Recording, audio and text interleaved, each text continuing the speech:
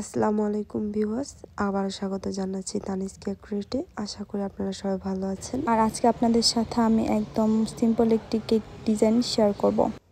আমি ক্রাম কোটিং করে কোনো ধরনের ফ্রিজিং করিনি, একদম সরাসরি ফিনিশিং আনবো। তাড়াহুড়োর কেকগুলো একদম ফ্রিজিং কম হয়, আর এই কেকটি একদমই কম ফ্রিজিং হয়েছে। সাইডের অংশে আমি একটা স্কাপারের সাহায্যে ফিনিশিং এনেছি, আর উপরের অংশে একটা নাইফের সাহায্যে ফিনিশিং এনেছি।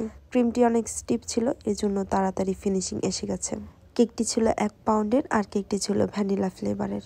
কেকটি 1 পাউন্ড হতে আমি 2 ঘন্টার মধ্যেই কাজটি একদম সম্পূর্ণ শেষ করেছিলাম। আর 1 ঘন্টার মতো আমি ফ্রিজিং করেছিলাম, আর 3 ঘন্টার মধ্যেই আমি কেকটি ডেলিভারি করেছিলাম। আমি চকলেট কালার ক্রিম দিয়ে এরকম গোল শেপের মতো কিছু লাইন টেনে নিচ্ছি। আর কেকটি ডিজাইন কোনো ধরনের কপি কোনো ডিজাইন ছিল না, আমারই একটা করা ডিজাইন। আমি একটা রোজ নজেল নিয়েছি, আর এই রোজ নজেলের নাম্বার হচ্ছে 101।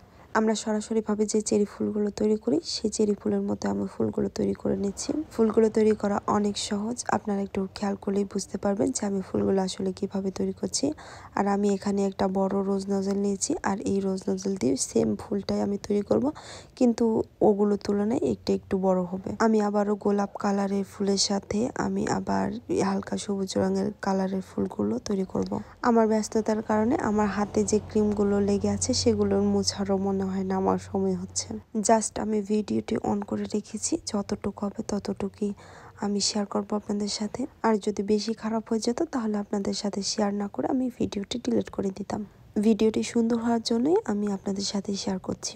এই কেকটি বার্থডে বা অ্যানিভার্সারির কোনো কেক ছিল না, বা কোনো বড় ধরনের অনুষ্ঠানের কোনো কেক ছিল না। ওনাদের বাড়িতে কিছু মেহমান এসেছিল, আর মেহমানদের এই কেক খাওয়াবে বলে কেকটি অর্ডার করেছিল। কাস্টমার আপুটি এর আগেও আমার কেক খেয়েছে আর ভালো রিভিউ দিয়েছে, আর এইবারও কেক খেয়ে ভালো রিভিউ দিয়েছে। এর আগে আপু অনেকজনের থেকে কেক নিয়েছে, আপুর সবচেয়ে আমার কেকটি ভালো লেগেছে, এর জন্য আপু আবার আমার কাছে অর্ডার দিয়েছে। আমি সবসময় চেষ্টা করি আপনাদের সিম্পলভাবে কিছু কেক ডিজাইন দেখানোর। এইবারও আমি সিম্পলের মধ্যেই কাজটি করছি। এছাড়াও আমার চ্যানেলে অনেক ধরনের সিম্পল কেকের ডিজাইন রয়েছে, আপনারা চাইলে আমার চ্যানেলটি ঘুরে আসতে পারেন। আমি চকলেট কালার ক্রিম দিয়ে ডালপাড়ার মতো করে নিচ্ছি, আর এই ডালপাড়ার মধ্যেই আমি কিছু পাতার মতো দিয়ে নিচ্ছি। আর নজেলটা কিন্তু ছিল 101 নাম্বার নজেল। যারা কেকের বিজনেস করছেন বা যারা করতে চাচ্ছেন তাদের উদ্দেশ্যে আমি একটা কথা বলবো, আপনারা অ্যাডভান্স নিয়ে তারপরে কাজটা শুরু করবেন। কেকের কাজটা যদি আপনি অ্যাডভান্স না নিয়ে করেন তাহলে দেখবেন যে আপনার কেকের অর্ধেক হয়ে আসলো, তখন আপনার কাস্টমার বললো যে আমি কেকটি ক্যান্সেল করতে চাচ্ছি, তখন আপনার কোনো উপায় থাকে না। আপনি যদি কেকের অ্যাডভান্স নেন তাহলে কাস্টমার ক্যান্সেল করার আগেও 2 বার ভাববে। আবার একটা কেকের আপনাদের সাথে গল্প শেয়ার করি। কাস্টমারটি ছিল একজন ভাইয়া, তো আমাকে হাফ টাকা অ্যাডভান্স করে গেছে। তো আমার কেকের প্রায় কাজ শেষ, আমি যখন ডিজাইন করি তখন আমাকে ফোন দিয়েছে যে আসলে কেকটি আমি যদি ক্যান্সেল করি তাহলে কি আপনি আমাকে টাকাটা রিটার্ন দিবেন। আমি তো কথা শুনে হতবাক। তখন আমি বললাম, ভাই আমার কেকের কাজ তো প্রায় শেষ, আপনি চাইলে 15-20 মিনিটের মধ্যে কেকটি নিয়ে যেতে পারেন। এমন অবস্থায় আপনাকে আমি কিভাবে টাকা রিটার্ন দিই বলেন। উনি বলল আচ্ছা ঠিক আছে, তাহলে আমি কিছুক্ষণ পর আপনার কাছ থেকে কেকটি নিয়ে আসতেছি। আমি আরেকটা কাস্টমার ভাইয়ার থেকে আমি কোনো অ্যাডভান্স নেইনি, তখন ভাইয়াটা ফোন দিয়ে বলল যে আপনি কেকটা ক্যান্সেল করে দেন।